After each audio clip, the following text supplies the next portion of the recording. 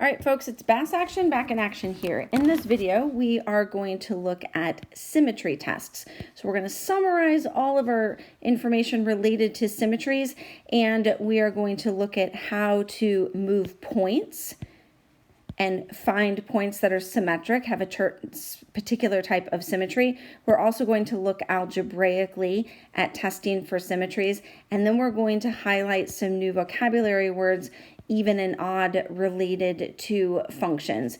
These even and odd new vocabulary words are not related to the degree of the functions.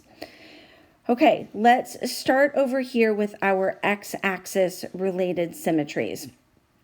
First of all, x-axis symmetries, if we have a graph or an equation, okay, so this is a graph or an equation.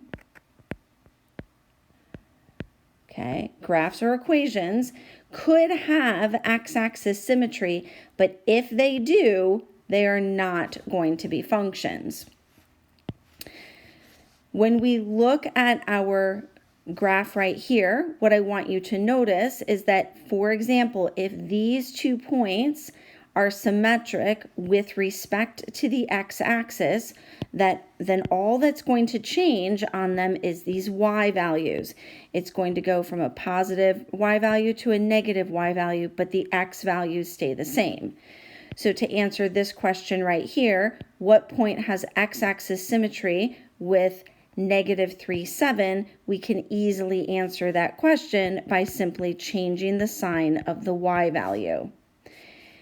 Algebraically, if we want to look, for example, at some equations and check for x-axis symmetry, what we would do is we would let y equal -y, and then we're going to look at the equation and see if we can get back to the original.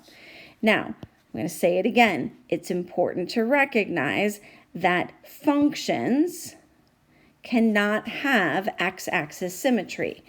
So when I look, for example, here at this example 6, this is in your foldable, example 6a, I know that this equation is going to graph a parabola. This is my quadratic. It is a function, so I don't actually need to do any work on testing this for symmetry.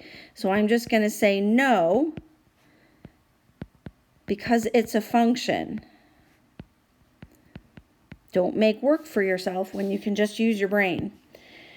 On my next one, this is also going to be a function. We're going to study more about these rational functions later in the semester, but this is also a function. So there's no way this could have x-axis symmetry.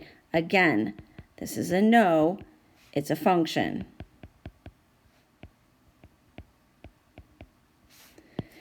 Now, when I get over to this last equation here, I could test this one. This is not going to be a function. I recognize it because each of these x's and y's are squared. I also know that this is the equation for a circle. We've been working on this. So we're going to say, first of all, this is not a function. So it's possible that it's going to have some x-axis symmetry. In fact, we could even make a quick little sketch of this. We already know what this looks like. It's a circle with the center at 5, 0. So it's going to have a center right here on the x-axis. So it's going to look something like this. Now, I'm not trying to make this to scale. I just need you to recognize that, oh yeah, this is probably going to have x-axis symmetry. So we can see how that test is going to work. So again, back here, I said let y equal -y. So if I take this equation and I'm going to say x minus 5 squared plus, in parentheses, -y squared equals 15.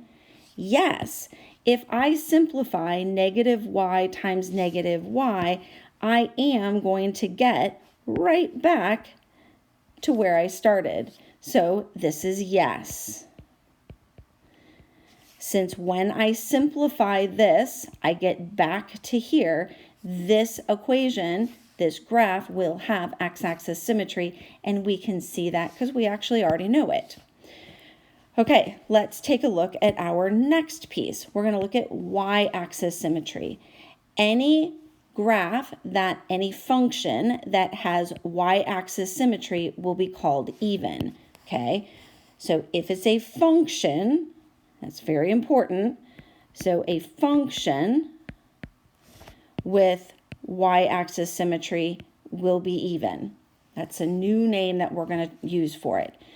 When we look on this little picture here, we can see that if I have a point over here, x, y, and I find its corresponding part that's going to be symmetric with respect to the y-axis, this time what I'm going to change is the sign of the x-coordinate.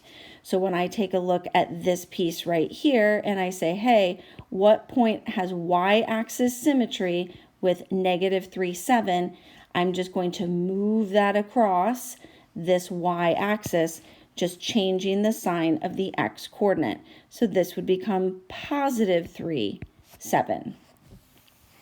Now we're going to come down here and we're going to look at our equations and we're going to look at how we can test this.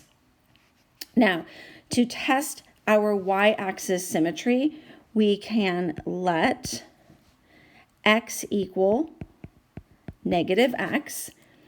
If we know that it's a function, there's another way that we can say this. So if we know that it's a function, so for example, I'm going to come down here and I'm going to write it a little differently.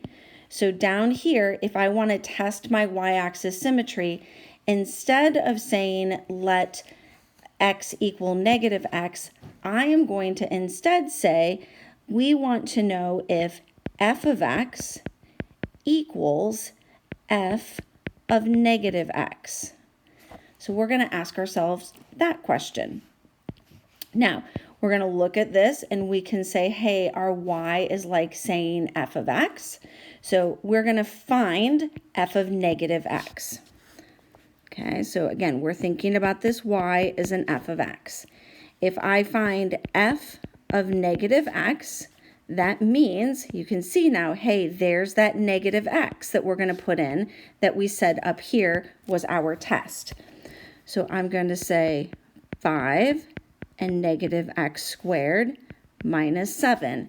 If I simplify that, f of -x will then simplify to 5x squared minus 7. And yes, this is the same as the where we started, so our answer is yes.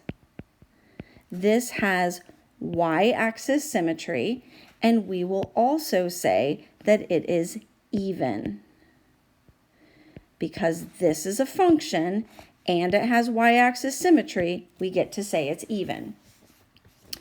On my next one, let's look at another one. We're going to test this one for our y-axis symmetry.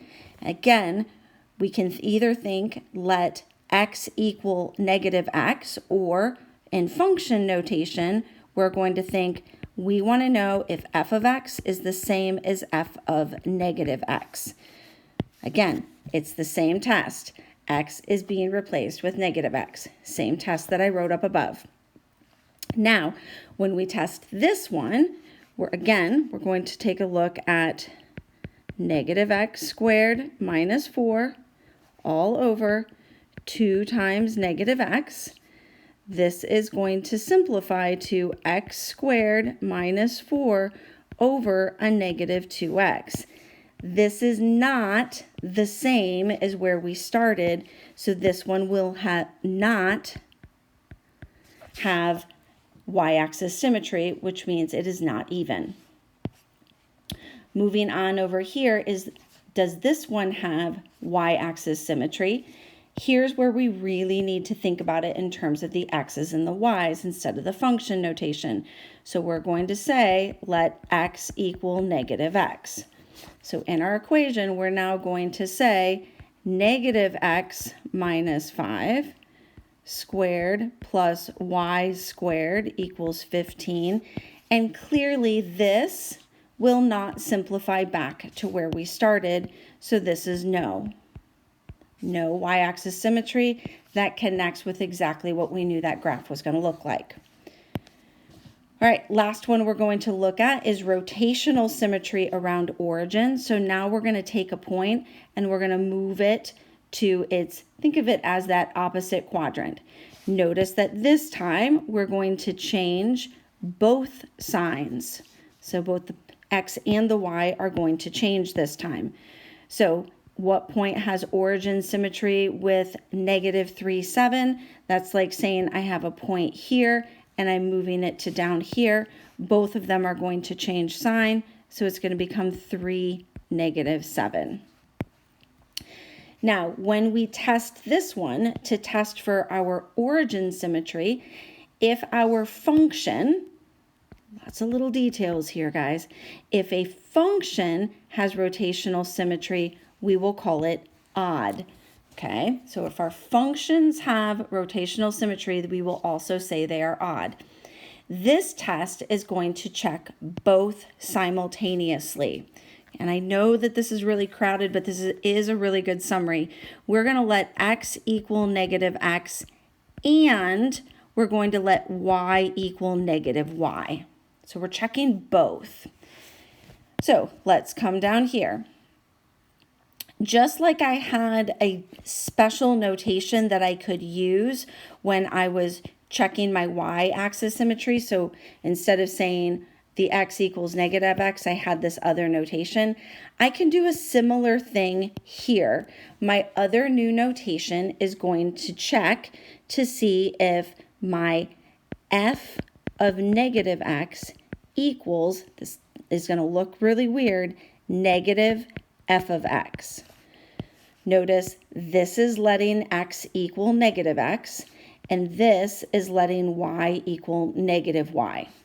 Okay, so we have already found, in the previous step, we already found our f of -x.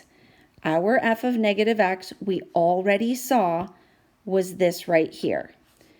So what we need to still find is negative f of x. So negative f of x is going to take a negative and distribute it to the entire function. So if I distribute that, I have negative 5x squared plus 7. These are not the same. Okay, if these are not the same, then no. There's no origin symmetry, so we can just move on. Now, again, we expected that because a function can't have y-axis symmetry and origin symmetry. It's not going to work. So we expected that to be no. So let's come over here. We are going to check our origin symmetry. Again, we're checking to see if f of -x equals negative f of x. We already did the f of -x in the previous step. So we did it right here. We already checked that one. Now we need to find our negative f of x. So my negative f of x is going to distribute my negative to either the top or the bottom of this fraction. Do not put it on both places. So if I distribute my negative there, I have negative x squared plus 4 over 2x, or I could distribute the negative to the denominator, and I would have x squared minus 4 over a negative 2x. So notice this negative, either I put it on the top or I put it on the bottom, but I did not do both. Here's what I want you to notice. Look at this version. These are the same. Since these two are the same, f of -x and negative f of x are the same, so we are going to say yes. So this function will be odd.